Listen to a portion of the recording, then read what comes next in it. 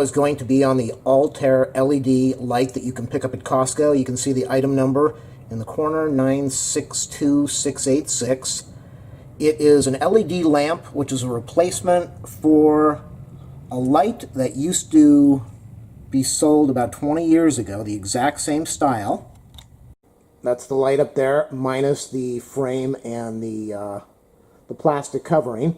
So I'm going to show you how to do an install. I've already made a video of this, but this is just a video on how to replace your old fluorescent light fixtures with an LED light fixture. It's a fairly simple thing. The most important thing you want to do, make sure the power is off, shut off the power at the switch, and you should also shut it off at the circuit breaker. Most people won't do that, but you really should. And after you disconnect the bracket and the screws and you take your wires off, make sure that you use a meter to check that there is 0 voltage leakage across the 2 power wires so you don't short yourself.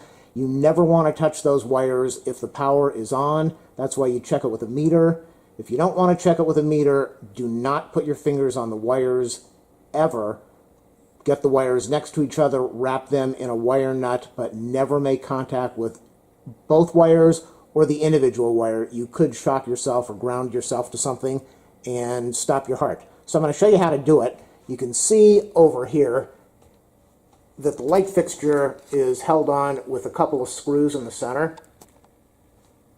Most of these light fixtures are held on with 2 or 3 screws, and normally it would be mounted in these holes over here. You can see those holes. That's normally how a light fixture is mounted, but they use the 2 holes over there because it is probably connected to an outlet box that's inside the ceiling. So I'm going to go shut off the power now and continue the video in a minute. So you're going to turn off your power switch, you're going to turn off the circuit breaker, you're going to unplug your fluorescent bulbs or whatever type of light bulb you have in your fixture, and then you will start disconnecting the mounting hardware. Try to have additional lighting in the area so that you can see what you're doing. Light bulbs are removed, and now I'm going to unscrew the 2 screws that are holding this on, and after that happens, the only thing that's going to be supporting this fixture is going to be the 2 wires that are inside the ceiling or inside your wall that the fixture is connected to. So don't let it just drop down. You want to make sure that you support the fixture so that you get a chance to unscrew the wire nuts that are holding the wires together. If you look closely, you will see the 2 screws. Let me try to get up there and show you. You've got the left one over here. This is just being held in by a slot. The one over to the right has a small hole and a bigger hole. So once you remove a screw like this, then all you need to do is turn this thing. Same as with these mounting holes. All you need to do is turn this thing and your fixture will come out. So it makes things a little bit easier. You can remove the first screw and then just spin the light fixture, and the fixture will drop down once the screw is in the larger hole. That is the back of the fixture, and again, you really don't want to hang it this way, but luckily what they did, and this is the way I'm going to mount it, is they put the ground wire, they wrapped it around the screw, which makes it much easier for you to do your wire connections. And it also grounds the fixture, assuming that the screw is grounded. It should be. You might want to check. And after you've got the fixture to this position, then you really don't know, unless you've turned off the breaker, you don't know if there's power, if there's a leakage in your wiring connections. So you don't want to use both hands. You want to use one hand. You want to reach inside and pull out the wires, but you don't want to touch both wires at once because, again, you don't know if there's leakage in there. So remove one wire nut at a time, be careful, and then once you get your wires out, unscrew the wire nut, remove the wires, try not to touch them, and that's what I'm going to do now. You can see the wires, I've removed them from the ceiling, from the outlet box. I will unscrew both wire nuts and then remove the wires that are next to them without making contact with the bare wires. I don't want to touch them with my finger unless I am 100% sure there is no power leakage and there's really no way to get in there with a meter and check it. So unless you've turned off your circuit breaker, be very careful. All I did is unscrew both of the wire nuts and the wires just came right off. When I do the installation, the new installation, I will be putting electrical tape around the wire nuts. It makes it more difficult if somebody needs to do what I'm doing, replacing a fixture, but it's also safer because it stops these wires from coming loose inside the outlet box. Chances are they never will, but it's just a safe precaution. So I'm going to unwrap the ground wire now. The light fixture will come down and I'll start putting the new one up. Make sure that you save the screws from the original installation. Depending on the length, the screws that came with it might be shorter than what you've got, and you might need long screws depending on your outlet box. So this is a plastic box. The place was built about 20, 30 years ago, and the box might need longer screws than what comes with the package. So save the screws. The wire nuts, if you can buy some new wire nuts, that would be good. I had a yellow and an orange one. They used whatever they had, and they are different sizes. You will need some electrical tape if you want to do it the right way. If you don't want to tape it up, that's up to you. And you will need a flat blade or a Phillips screwdriver to remove the fixture and to install a new one. You might need some paint to paint around the area if the, well, you shouldn't need it because the new fixture is huge. So it's going to cover up the space of the old fixture. So you probably won't need any paint. And you're going to want a meter. I'm going to meter this thing right now to see what kind of electricity, if anything, is coming through. I'm going to put one lead on the black wire and one on the white. Then I'm going to put one lead on the black wire and on the ground screw up there. Then I'm going to put one lead on the white wire and the ground screw just to make sure that there is no voltage or voltage leakage anywhere. Now in my case, it's nighttime. I don't have any flashlights or any additional lighting, so there is no way that I can turn off the main breaker. I could turn off the individual breaker for this unit. What I did is I checked the voltage, and between the black and the white I've got 2.7 volts AC. So there is voltage floating through the wires. That voltage could kill me if I was not careful and I put my fingers across both of those wires while connecting this fixture. That is why you really should shut off the breaker, and there's a very good chance I'm going to turn off the breaker in a minute just to do this the right way, especially for connecting the two wires. So get a meter, get a good meter. You always want to check voltage. That's the best way to make sure you save your life. The difference between fluorescent bulbs and the LEDs of today, not that much of a difference as far as voltage. I mean, as far as current, how much current you're going to be using. You're not going to notice that much difference in your on your power meter, on your power bill. Fluorescent bulbs may or may not put out as much lighting as the new LED fixtures, so the most important thing is to look on the label for the lumens to see how much light is going to come out of the fixture. Don't look at the voltage or the wattage. Look at the lumens. That's the big key over there. So I'm going to need two hands to remove this. So I'm not going to do an unboxing. It comes with two screws. It comes with 3 wire nuts for the black, the white, and the ground wire. If you don't have a screw, if you've got a ground wire in your box, attach the braided wire to the grounding wire in the box. If you don't, then wrap it around the screw if you have a grounding screw inside the outlet box. Once you get everything out, you have some notices to contact them. You have an instruction book. Again, you have your package with your screws, your wire nuts, your 3 wires, and you have your mounting holes. The nice thing is that the way they have these spaced apart, this should work on almost every outlet box that you can find. And then all you're going to do is you're going to turn this thing around, and there are 3 screws. With this fixture, there are 3 screws on the top. Loosen them, and then you'll get inside your lamp. Loosen them, and you take off the frame, and then you take off the glass part, and then you're going to see that the fixture is exactly like the one that was already up there, except instead of a big ballast, we have the small LED setup. It's the exact same thing from 20, 30 years apart. And these little pieces over here, these are the LEDs that will be lighting up. It's amazing, but that is what is going to provide the lighting. So what I'm going to do now is get my ground wire. I'm going to wrap it around, and then I am going to put the screws in the outlet box and figure out which mounting holes I'm going to be using here. And then after that, I will connect my wires and then do the mounting of the lamp. Got it hanging from the ground strap wire right now, Now, like I said, you really should turn off the switch, and then you want to turn off the circuit breaker.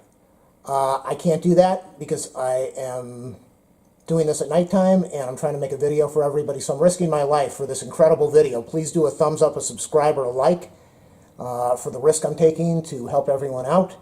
What I'm going to do now, since I know that there's leakage on these two wires, is I'm going to be extremely careful attaching the black wire next to the black wire here to the black wire up there, and then I'll get a wire nut on there, and then right away I will put the white wire on to the white wire up there, and then I'll get a wire nut on. That way there's no risk of me touching anything and shocking myself. Then I'm going to wrap it with electrical tape. I have my black wire mounted in the wire nut. Just in case you don't know, when you're using a wire nut, you want the two wires held together. You don't want to spiral, you don't want to wrap the wires around each other before you use the wire nut. Put the two wires together, try to have them the same length if you can, the same bare wire, and then turn the wire nut and let the wire nut wrap the wires for you. That's the purpose of the wire nut. Try not to spiral everything around. And then after I connect the wire nut to the white wires, I'm going to put some electrical tape on it. I've got both wire nuts on there now. Make sure that it makes a good connection.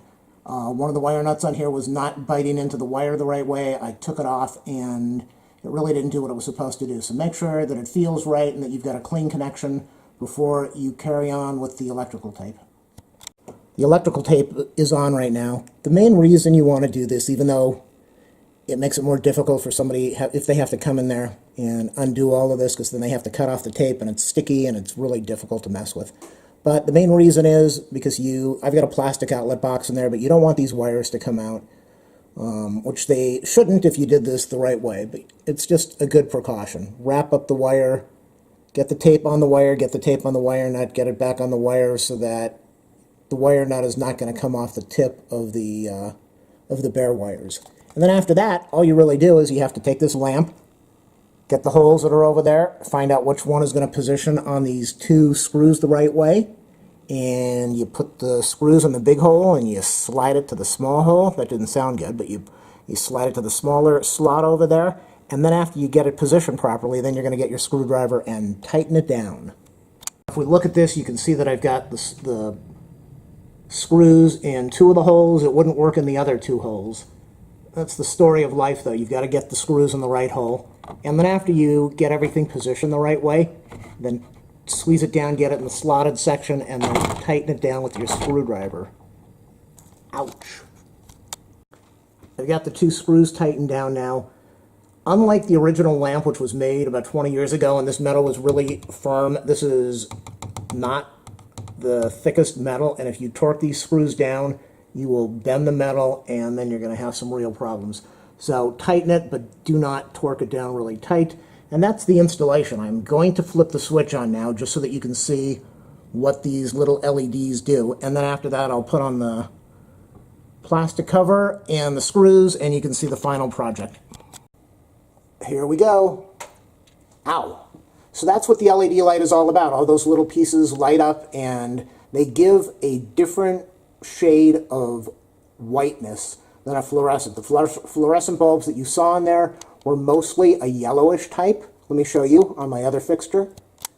I'm not saying that they are not bright, but you can see when they get old, the inner bulb is white and the outer bulb, as it's aging, it starts to get yellow and dimmer, and it puts out much less wattage. This is a 22 and a 32 watt bulb, and it is a bright light until the plastic goes over it, and then it's a very dim yellowish light.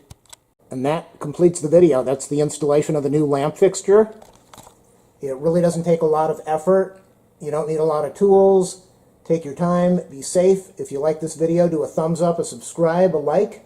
Go to my channel page and click on the support button if you want to help me out. And, all right, enjoy. It is your lucky day because I'm going to change out this second fixture here. So I'm going to be doing the same thing, removing the two bulbs. Then I'm going to unscrew the mounting hardware, and then I'm going to unscrew the ground screw wire that is being held over there on the right.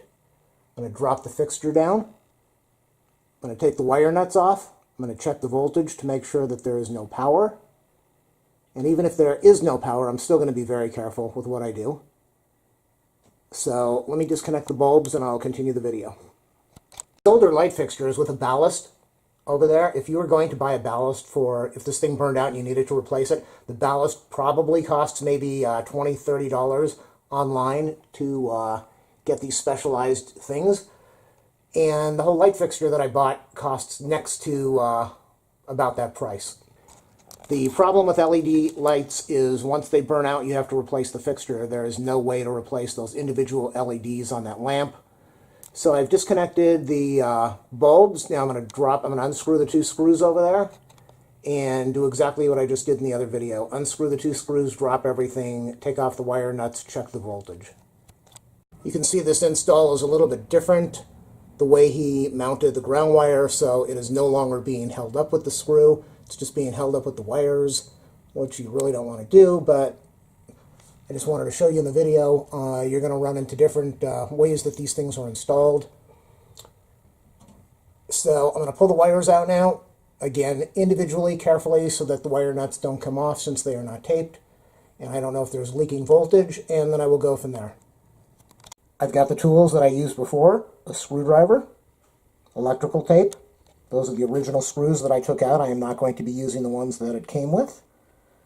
And now what I'm going to do with this one, I'm going to connect it differently than how it was installed originally. I'm going to connect it how you saw the other one. I'm going to put the screw in here into the outlet box, and then I'm going to wrap the wire around there so that I don't have to hold the lamp while I do the wire connections. And I will ensure that I have a good ground connection. So I'm going to get out the meter now and check for voltage leakage, and then after that, it's install time. With the first installation, the wires were extremely long, maybe about 6 to 8 inches. What they did here is they spliced a black and a white wire into those wire nuts over there. I could pull all of that down and I would get about 6 or 8 inches worth of wire, but I'm just going to leave it like this and support the ground wire on the screw, connect my 2 wires with the wire nuts, tape it up, and push everything back into the ceiling.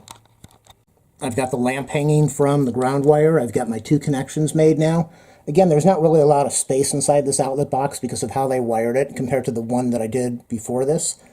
So you do have some room in here for the wires to rest. Just make sure, well, it's not going to get pinched along the edge. So you've got a fraction of an inch that you can let your wires stay inside this little cavity, but you're going to want to try to push it in as best as you can. That's the advantage of taping everything up so things do not come apart. So I'm going to put the electrical tape on there now, and then show you what it looks like.